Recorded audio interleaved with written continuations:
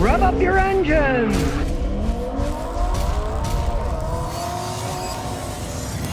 Well, everybody knows F-150s is Ford's bread and butter. Here's a brand new one, and it's an EcoBoost. It's a 6. A lot of guys want 8s. Well, I'm going to show you how this 6 actually works. Now, it's an F-150 Tremor. It's a beautiful truck. The owner of this also had an EcoBoost V6 instead of a V8 on his last one, which is a 2016. He got rid of it when it had 157,000 miles. It didn't burn oil. It still ran perfectly fine. And it wasn't like he babied the first one with 150-something thousand miles on it. He tows a bunch of stuff. And when he towed about 9,000 pounds, he goes to Florida all the time. All that mileage, didn't break down, didn't burn oil when he got rid of it. But he's retired Army and he learned how to take care of his equipment. He's worse than me. I would change the oil every 5,000 miles. Don't listen to that 8-10,000, that's a bunch of crap.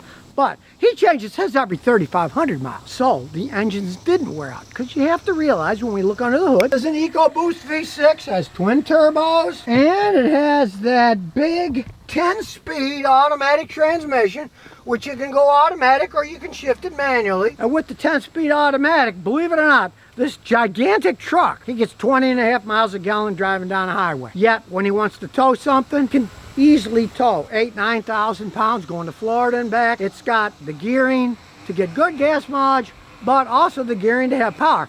And I talked to him about it. A lot of guys, they whine about the 10-speed, saying it hunts for gears. Well, it does that because it's trying to get good gas mileage. So when he's driving in town, a lot of times he'll just shut off the top 4 gears and only run in the first 6, and it doesn't do it then. If you don't care, you just leave it and drive. But, you know, if you want it not to, you can knock off the top gears, or if you really want, you can just put manual mode and just shift it yourself. And it's sort of a gear shifter. You go plus up, minus down. This is the top of the line one. You see these beautiful seats. Look at the room in the back seat. These babies have room. We'll start her up. And you can see it's got a giant Ford screen. Great backup camera, and as you can see, it's got a whole picture the whole way around. That's what you want, especially with a big truck, so you're not bashing into things. You can see all the things in the way, both looking straight back and looking around the vehicle. It's got the Pro trailer set up on it, so you can adjust for the trailer and the trailer brakes. I like the dash. It's basic, but still modernist. Everything is there easily at a glance. The water temperature, the oil pressure, your transmission temperature, and that's a big deal on these if you're towing. And of course, your gas. You can turn your traction control on or off, your phone, the stereo, right on the steering wheel. Whole bunch of power cutoffs. You can get power and run a lot of stuff off this. And as we go through the modes, pretty cool, watch this. Not only do you see the modes, it's eco mode, tow or haul mode, normal, slippery, deep sand, mud and ruts, rock crawl. Then it's even got a front camera there so you can see the front if you think you're going to get stuck in the sand. And like I said, you get in the back seat. Hey, this baby's got room. Heating, air conditioning, bunch of power cutoffs in the back seat. Also heated back seats. And a killer stereo, but I'm not going to turn it on because then it'll play music and people will say I'm stealing their music from my video. So you can just imagine the music. Automatic tailgate lower. You know, the little Fords here so you can climb up it. For us oldsters, you can't climb on the back anymore, but I can still get on the back, believe it or not, without the step ladder. It's got a nice cover. Everybody loves these covers because they fold up nice and easy. They keep them safe, get a little push, and if you get a little weak, it'll close itself for you. It's a lot of night work, so he added these little LEDs on the bottom. You can customize them to your heart's content. You really get a lot more light that way if you do a lot of stuff at night. A nice side step, solid metal, not plastic crap. And of course, as we go underneath, it's 4-wheel drive, so you got axle shafts in the front and the back. Check this out. That's metal. This ain't no stinking plastic. Yes. They're making these correct. Dodge, they call themselves Ram now, and GM trucks. This baby wasn't made in Mexico.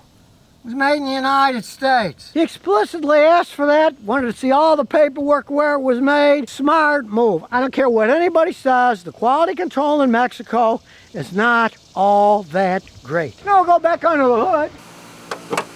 Many people, including myself, have often poo-pooed the six-cylinder engines. I can't disagree with what this guy has had with his previous versions. Look, he's towing over 8,000 pounds. His 2016 V6 EcoBoost, that was his previous truck that he put over 150,000 miles on it, didn't burn oil, ran fine. He didn't have any problems with it. Like I say, he changes his oil every 3,500 miles. I would change it every 5, but to be more conservative certainly isn't going to hurt anything. So I'll take it for a little spin, see what it can do. As you can see here, we got it in sport mode, 4 wheel drive automatic sport mode. And as you can see, this little camera's work quite well. As we back up, now we're not going to hit the neighbor's mailbox because we can see. See, we didn't hit it.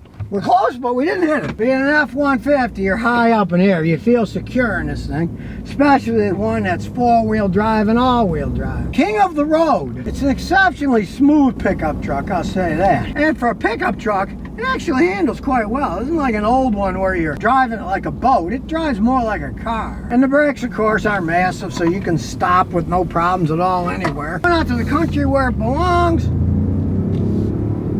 Now, of course, it doesn't make the noise of a V8. Sad. And we have it in sports.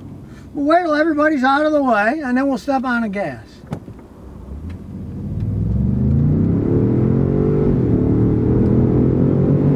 It gets up and goes. It got up to 70 pretty fast. Now, it doesn't have the rumble and the torque of a V8. That's true. But, on the other hand, this thing actually gets 20.5 miles a gallon on the highway, which you're not going to get out of any V8 in a giant, big, heavy, 4-wheel drive truck like this. It's a V6, but you got to pass somebody. Look, step on the gas, you can see you can pass people. It's picking up pretty fast. I like this heads-up display with the white and black and all the gauges you want to see, especially the transmission temperature if you're towing something, to see if you're overheating it from too much weight of a heavy trailer. But on the plus side, like I say, he tows all that crap to Florida from Tennessee and back, and he never had any problems with it overheating. But let me tell you one thing, you can't beat this 10-speed transmission in sport mode. I've tried, it just doesn't work. Their computers faster and smarter than we are. Modern Ford, so it's got all the bells and whistles. You can see it's telling us the speed limit on this road is 45. Now we're slowing down because there's a garbage truck in front of us.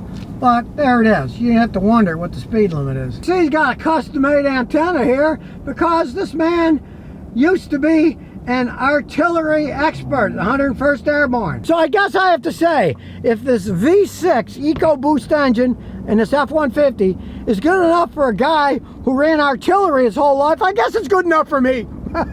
As you can see, me driving it around, it's gone down to 17.8. Proving that, yes, you can't have your cake and eat it too. You want to drive like a maniac, you're going to get worse gas mileage. That's just a fact. So there you have it, the truth about a brand new F-150 that does have the EcoBoost. It's the second EcoBoost the man has bought. He was totally happy with the first one. You can see it's not really hunting for gears. It only has one big problem. It costs $75,000. And that's a lot of money. I'm too cheap to spend that kind of money, let me tell you. But if you're looking for something that can tow, get decent gas mileage, have all the accoutrements you want, and not be stranded in the middle of going somewhere because you ran out of electricity, hey, 20.5 miles a gallon is not bad for a big pickup truck like this that runs so smooth. Owned one before and bought another one because he was happy with that 6-cylinder engine. And it's not like he's a wimp that doesn't drive around. He drives in the sport mode. He tows 9,000 pounds. The previous one held up, and he's hoping this one will too. I can't see why not. The transmission in this has most of the bugs taken out of it. His earlier one was an earlier style 10-speed, and they still had some bugs. This one, they seem to have fixed most of them. So if you got 75 grand lying around, you want to get a nice truck, hey, you probably couldn't go wrong with a truck like this. I'm just too cheap myself. But he's retired now, and this is his gift to himself for retirement. So if you never want to miss another one of my new car repair videos, remember to ring that bell.